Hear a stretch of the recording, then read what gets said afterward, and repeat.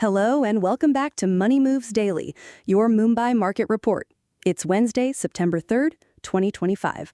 I'm Sophia Reyes. And I'm Jason Miller. Sophia, it feels like we're always bracing for impact, but today the news is giving us a bit of a mixed bag. The Nifty and Sensex are largely flat, but there are some significant policy discussions unfolding. Absolutely, Jason. The big story we're dissecting today is the crucial GST Council meeting, with potential tax cuts that could directly impact consumers.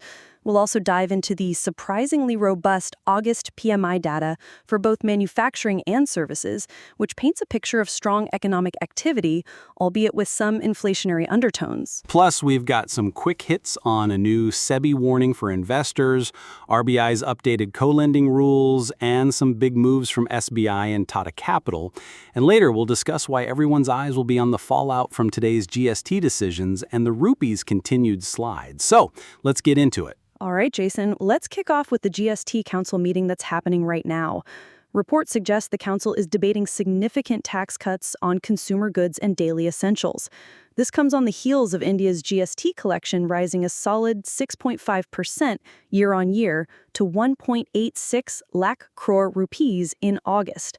This is a crucial balancing act for the government, boosting consumption without impacting revenue targets too severely. Okay, so if they cut taxes on, say, my favorite brand of toothpaste or a new appliance, that sounds like a win for my wallet. But what's the actual likelihood of these cuts and how quickly would we see the benefits? For the average household, are we talking about a noticeable difference in our monthly budget? Well, the likelihood is significant, especially with the festive season approaching. Any reduction would certainly offer some relief to consumers, potentially stimulating demand further. The immediate impact on your monthly budget would depend on the specific items targeted and the depth of the cuts. Historically, such moves are aimed at reigniting consumption, which can sometimes be a bit sluggish. The strong August GST collections, however, give the government some fiscal headroom to consider such measures. The challenge is ensuring these cuts translate into lower prices for the end consumer and don't just get absorbed by the supply chain. Here's hoping it translates. Now, let's shift gears to some interesting economic indicators. We're seeing some strong numbers come out. Indeed, Jason, we've had a strong showing on the manufacturing front, with activity expanding to a 17-year high in August. The services sector also hit a 15-year high in growth for August. That sounds fantastic on the surface, Sophia. More factories humming, more services being used. That's jobs and growth, right? But I saw a caveat about inflation intensifying in the services sector. And let's not forget the rupee just hit a fresh all-time low against the US dollar.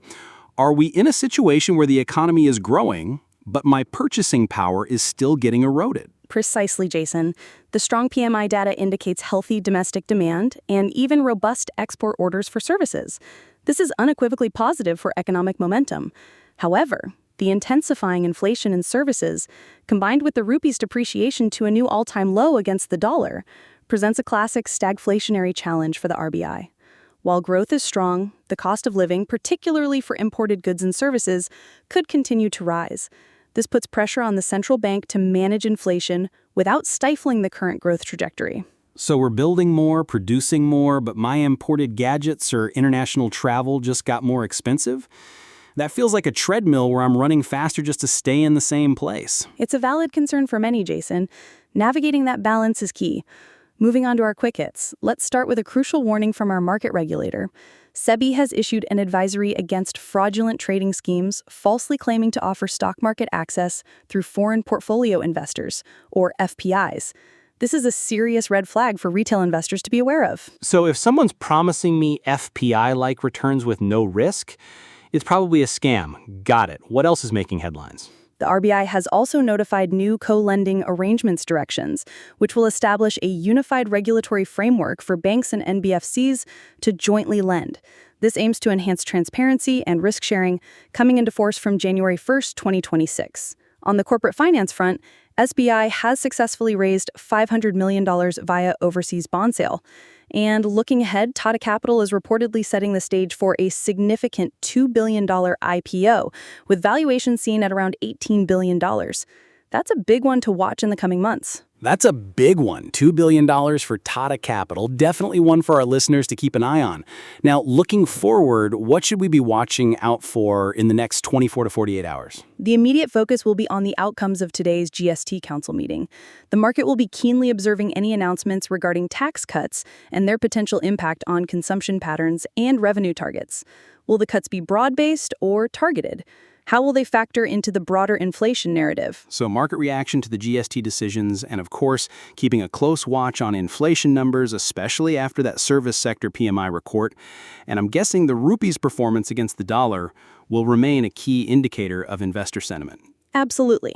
These are the threats that will shape investor sentiment and economic expectations in the coming days.